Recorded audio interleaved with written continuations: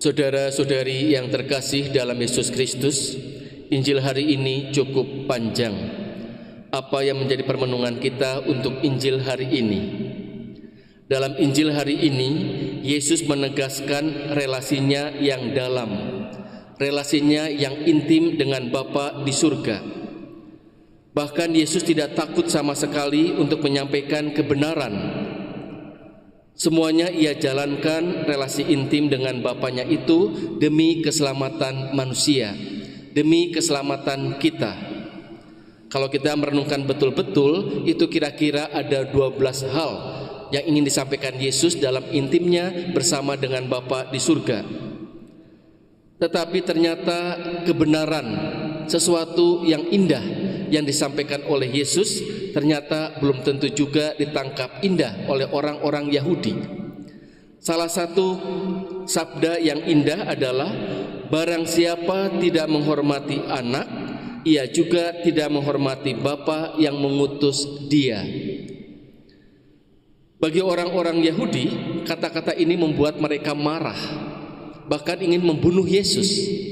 Padahal kalau kita renungkan bersama, sabda ini sangat indah sekali. Yesus menegaskan suatu kebenaran yang sangat indah, bagaimana kita harus menjalankan kehidupan ini. Yesus mempunyai relasi yang intim bersama dengan Bapanya di surga. Sesuatu yang sangat baik dan benar belum tentu bisa ditangkap dengan baik oleh orang lain. Demikian juga dalam kehidupan kita sehari-hari.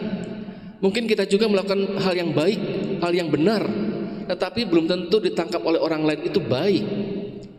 Apa yang membuat orang-orang Yahudi itu tetap berpikir yang tidak baik, walaupun dia sebenarnya mendengarkan yang baik, tapi tidak baik hasilnya, karena mereka mempunyai pikiran yang negatif. Ada aura-aura negatif yang ada dalam dirinya, sehingga yang positif pun menjadi yang negatif. Ada hati yang beku, ada hati yang keras, hati yang tidak mau mendengarkan, tidak mau terbuka karena egonya yang tinggi, tidak mau mendengarkan rencana-rencana orang lain atau rencana-rencana Allah. Memang bagi orang-orang Yahudi, relasi dengan Bapa itu jauh. Tetapi dalam Injil hari ini, Yesus mengatakan bahwa relasi dia dengan Bapa itu intim, dekat. Sehingga memang menghancurkan pikiran dia. Pikiran dia adalah relasi dengan Bapa itu jauh. Tetapi bagi Yesus ingin mengatakan bahwa relasi Bapa dengan anak itu dekat.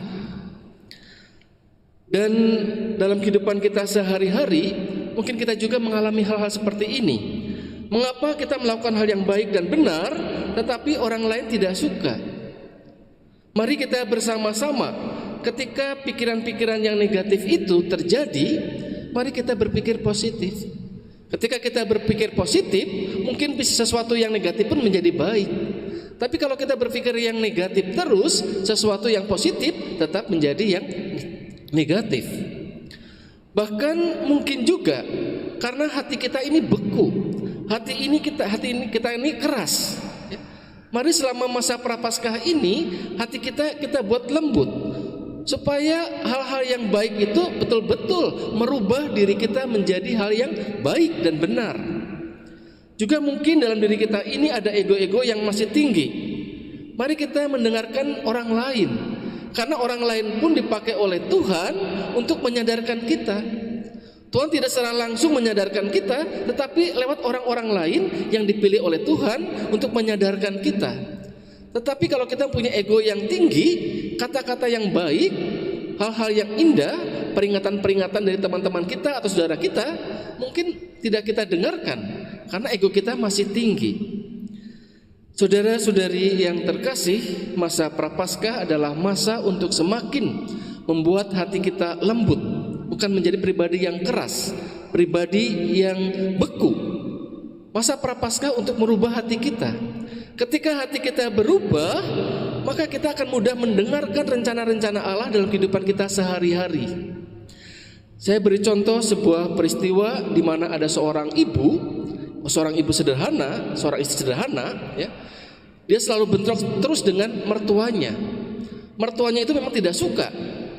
Apalagi waktu awal perkawinan pun memang dia tidak suka, tidak menyetujui. Bahkan suaminya pun tidak bisa membela istrinya. sesuatu yang baik. Ibu ini memperhatikan anak-anaknya dengan baik, menjalankan semua kehidupan sehari-hari dengan baik, tetapi di mata mertuanya ibu ini tetap salah.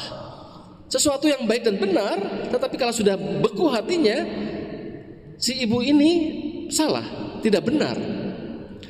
Lalu ketika kita menghadapi situasi seperti ini, apa yang harus kita jalankan?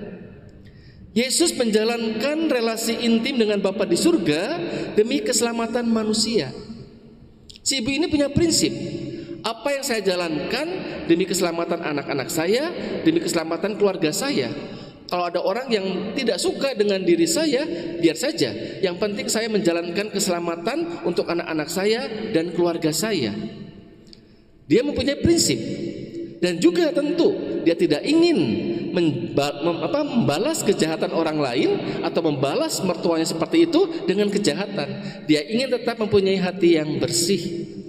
Yesus juga mengajarkan kepada kita, mari pada masa Prapaskah ini, kalau kita menemukan orang-orang yang mungkin jahat kepada kita, orang yang menyakiti kita, apa yang kita lakukan benar ini, mereka tetap berbuat jahat kepada kita, mari kita jaga kebersihan hati kita tetap bersih. Agar apa? Agar kita tetap bisa mendengarkan rencana Allah. Itulah iman. Ketika iman kita bertumbuh pada masa Prapaskah ini, maka kita akan mudah mendengarkan rencana-rencana Allah. Dan apa yang kita jalankan ini juga demi keselamatan keluarga, demi keselamatan sesama, dan juga demi kedamaian kita dalam relasi bersama dengan Tuhan. Mari kita raih kesempatan kita pada masa Prapaskah ini untuk menjadikan hati kita tidak beku, tidak bebal, tetapi menjadi hati yang lembut dan penuh perhatian. Kita hening sejenak.